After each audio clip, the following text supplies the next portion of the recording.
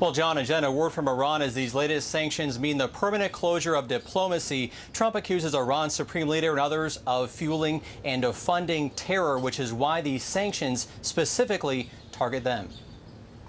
Words are the weapons between the U.S. and Iran after President Trump hit the regime with a new round of economic sanctions. What America's doing today is a sign of its definite failure. There is an unusual frustration in the administration and the White House, a total confusion. The White House is afflicted by mental retardation and does not know what to do. President Trump responded, tweeting, "Iran leadership doesn't understand the words nice or compassion. They never have." Iran's very ignorant and insulting statement put out today only shows that they do not understand reality.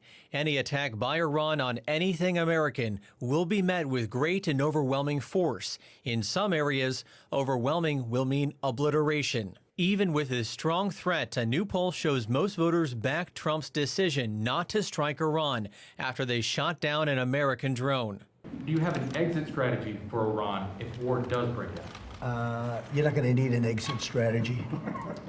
National Security Advisor John Bolton says that restraint should not be confused with weakness, adding that in order to prevent nuclear weapons in Iran, all options are on the table. All of this means that the threat of a nuclear Iran is very real, as are the threats of Iran's support for terrorism, its ballistic missile program, and its other malign activities in the Middle East.